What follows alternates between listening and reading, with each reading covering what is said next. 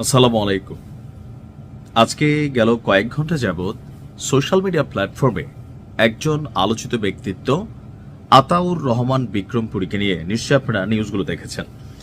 বিশেষ করে সাংবাদিক ইলিয়াস এবং পিনাকি ভট্টাচার্যের যে বাংলাদেশে মাঠ পর্যায়ের সৈনিকেরা আছেন তাদের মধ্যে অন্যতম হচ্ছেন এই আতাউর রহমান বিক্রমপুরী। তবে ওনাকে নিয়ে বেশ কিছু গুজবও আছে, আবার সত্য ঘটনা আছে। তো আমি আজকের এই ভিডিওতে তার সম্পর্কে বেশ কিছু তথ্য আপনাদেরকে দিব, আর কেন তাকে পুলিশ গ্রেপ্তার করলো, এমনকি শুধুমাত্র গ্রেপ্তার না, আগামী 3 মাস নির্বাচনের আগ পর্যন্ত এই ব্যক্তিকে কারাগারে রাখার নির্দেশনা দেওয়া হয়েছে।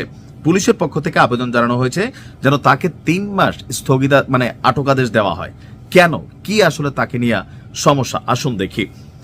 আতাউর রহমান বিক্রমপুরীর মূল পরিচয় হচ্ছে একজন তিনি লেখক, সাংবাদিক এবং গবেষক।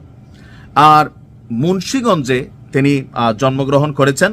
আর তার নামের সাথে যেহেতু বিক্রমপুরী আছে, সো বুঝতে পারছেন যে বিক্রমপুর থেকে বিক্রমপুরী। তিনি মূলত বিক্রমপুর অঞ্চলের ইতিহাস, ঐতিহ্য এবং লোকজ সংস্কৃতি নিয়ে গবেষণামূলক কাজের জন্যই পরিচিত ছিলেন। তার লেখা বইগুলো এই অঞ্চলের ইতিহাস সংরক্ষণ গুরুত্বপূর্ণ ভূমিকা পালন করেছে। তার লেখা উল্লেখযোগ্য বইগুলোর মধ্যে আছে বিক্রমপুর দর্পণ, যেখানে তিনি বিক্রমপুরের ঐতিহাসিক বিবর্তন তুলে ধরেছিলেন। সাংবাদিকতার পাশাপাশি সামাজিক এবং সাংস্কৃতিক সংগঠনের সাথেও তিনি যুক্ত। বিক্রমপুরের বিভিন্ন মানুষদের জীবনী সহ আরো বিভিন্ন বিষয়। তার আরো যদি পরিচয় আমরা দেখি, 5ই আগস্টে সরকার পতনের পর থেকে সোশ্যাল মিডিয়াতে তার বক্তব্যগুলো খুবই ভাইরাল।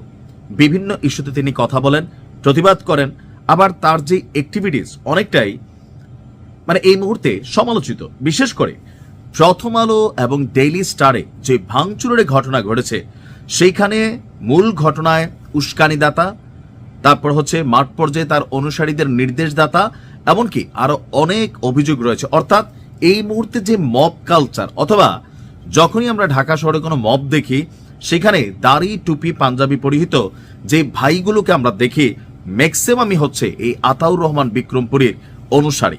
আর প্রথম আলোর করা মামলায় তাকে গ্রেপ্তার করা হয়েছে। সামাজিক যোগাযোগ মাধ্যমে বিভিন্ন বিষয়ে বিভিন্ন সময় তার মন্তব্য দেখা গিয়েছে। ঢাকা মহানগর গোয়েন্দা পুলিশ ডিবি তাকে গতকাল রাতে নরসিংদী থেকে গ্রেপ্তার করে। আজ তাকে গাজীপুরের কাশিমপুর কেন্দ্রীয় কারাগারে পাঠানো হয়েছে। ডিএমপির উপকমিশনার মোহাম্মদ তালিবুর রহমান তিনি বলছেন যে গাজীপুর মেট্রোপলিটন পুলিশের অনুরোধের ভিত্তিতে আতাউর রহমান বিক্রমপুরীকে নরসিংদী থেকে গ্রেপ্তার করেছে ঢাকা মহানগর গোয়েন্দা পুলিশ। পরবর্তী সময় তাকে গাজীপুর মেট্রোপলিটন পুলিশে হস্তান্তর করা হয়। জেএমপির একটি সূত্র বলছে, স্বরাষ্ট্র মন্ত্রণালয়ের নির্দেশে ঢাকা মহানগর গোয়েন্দা পুলিশ আতাউর রহমান বিক্রমপুরীকে আটক করে টঙ্গী পূর্ব থানায় হস্তান্তর করে।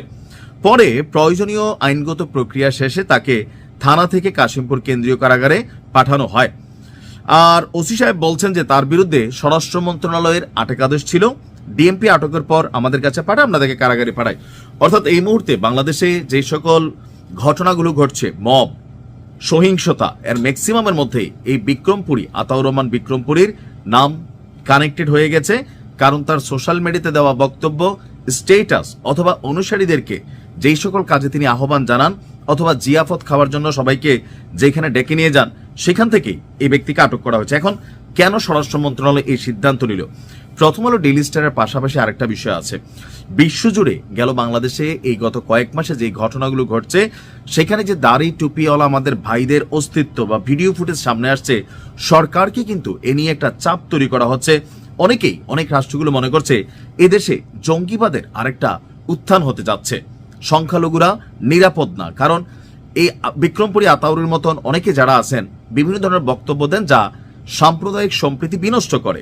সো এই ব্যাপারে সরকার কিন্তু শক্ত অবস্থানে আছে। ভালো থাকুন। আসসালামু আলাইকুম।